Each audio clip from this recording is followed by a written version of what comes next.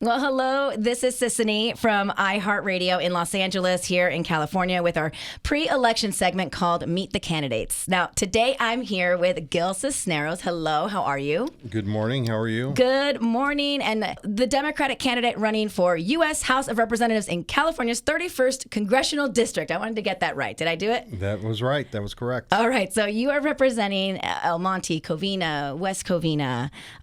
Welcome. How does it feel to be here? How does it feel to be in this position right now? Well, I feel, first of all, thank you for giving me some time to come in and speak with you. And I feel really good about our chances going into November. We're very excited. People, I think, Democrats throughout not only the San Gabriel Valley, LA County, California, are very excited. So we feel pretty good about our chances going into November. Okay. I love that. And I want to get to know you a little bit more, Gil. And I want everyone else to kind of get to know you. So you have a pretty incredible story of how you got into politics. Can you share that with us? I mean, do we start from the lottery or do we start from even before that?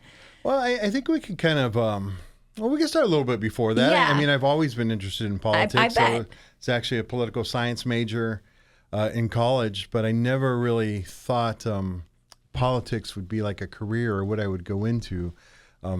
Joined the Navy out of high school, Right. was lucky enough to get a ROTC scholarship, and then went right back into the Navy after college, and I just kind of thought that would kind of be my career for a while, and then got an MBA, so again, never really thought politics would kind of come back. But, Yeah, your education is stacked. Like college, MBA, master's. Yeah.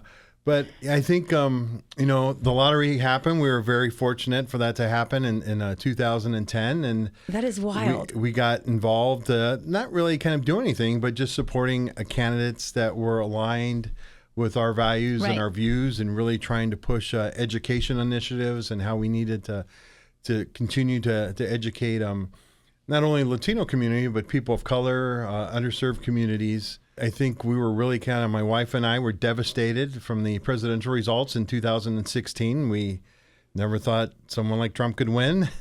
And then after that, I was like, I think I can do more. And the next thing you know, I'm talking to a few politicians that I know, Yeah. a couple of members of the House of Representatives. And the next thing you know, they're telling me, okay, you're in, you're going to do this, right? And I'm like, I haven't even talked to my wife yet, and then kind of like running by her.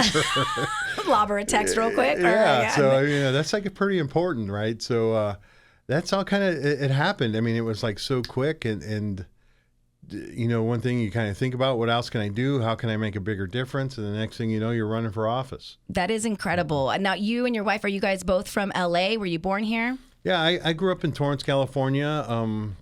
Pretty much lived in California until I was 18. Went to boot camp, Navy boot camp in San Diego when they still had it there. Camp Pendleton? No, it was No? they used to have. It's not there anymore. This is I'm kind of dating myself, right? But they used to have the Recruit Training Command San Diego for the Navy. It was right next to Camp Pendleton, but that closed.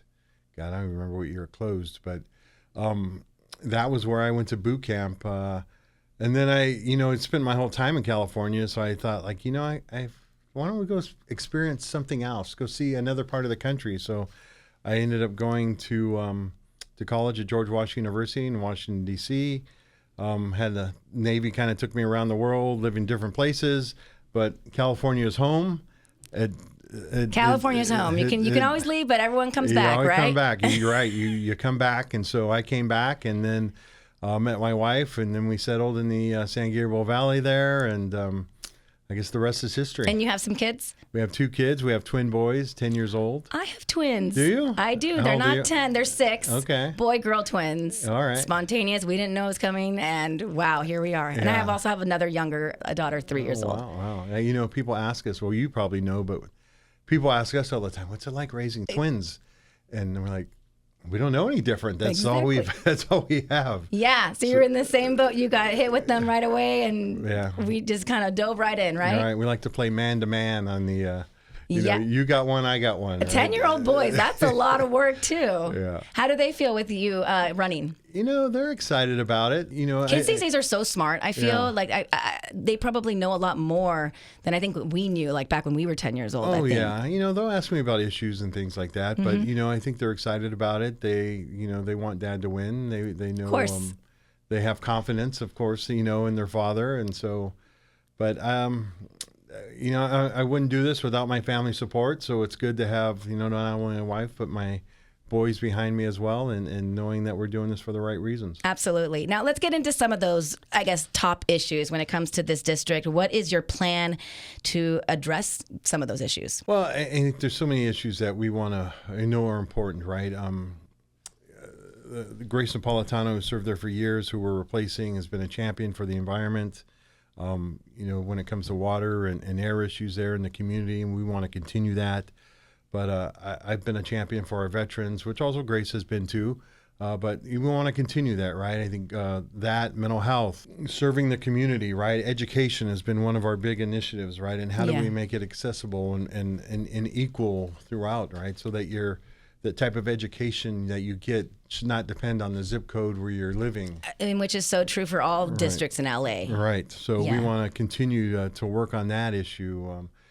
And ensure that people have, if they want to go to college, they have access to that, right? But if they want to go out and they want to learn a skill or a trade, that they can do that as well. And these are the things that we're championing. These are the things that I want to work for. Public transportation is one of the areas where I think. Do you think LA can become a full-on public transportation type town? We have to do it. It's like people in my district are telling me, it's like, how much bigger can we make the freeways? What are we going to do? Double stacked freeways at this point? I know, and it never alleviates the traffic, right? It's just more cars on it, right? I know. So we have to, and I've been fortunate to live in like cities, like Washington, D.C., and visiting New York and living in the Bay Area. And then, even living in Europe, or not living in Europe. Right. Well, I did live in Europe for a little while, but like visiting like Paris or all these international cities have everyone's figured it out. Public transportation systems. Why don't we have one here?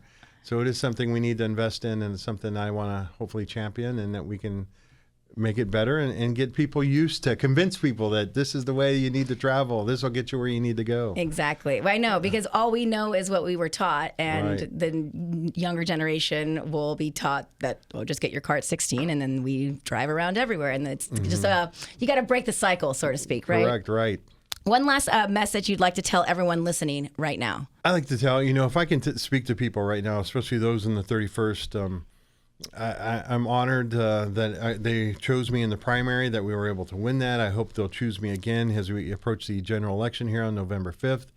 And for me, hopefully they'll look at my record, that it's really been about service. I joined the Navy at 18 because I wanted to serve my country, just like my father, my uncles, my grandfathers did. And then so that service has continued. I think even when my wife and I, had our good fortune, we started our family foundation with the idea of wanting to give back and really make a difference in kids' lives, and using education to be that, that ladder to something else, something better, right? Like it was for me. And so hopefully they'll see that. Hopefully that's what'll help. Help me you're a gain philanthropist their trust. at heart. I am, right? And to me, like, serving in Congress isn't a job. It's about serving. You're not doing it for the money. I'm not doing it for the benefits. It's doing it because I think I can make a difference in the community. And well, I know I can make a difference in the community, and that's what it's all about to me, right? It's about giving back and making a difference, and leaving the place, leaving something behind better than what it was when you got it. Okay, so before we wrap, I know that your life is probably, schedules and meetings, and you got to go here and you got to go here. And what do you do for fun? What do you do to relax? What do you do when you don't have to do this? Well, I'm a big sports fan, so I'm going to the Dodger game. Hey, let's go Dodgers. Yes, we want them to win. The pitching's been kind of shaky lately, so that hasn't been very relaxing. But it's always fun to go to the game, and it's always fun to do that with family and friends. And so that's what I like to do when I get a little spare time. Is go to sporting Which is events. what everyone likes to do, Right, I feel, here in LA. So I love it. I love it. Gil Cisneros, thank you so much for stopping by and sharing your story with us.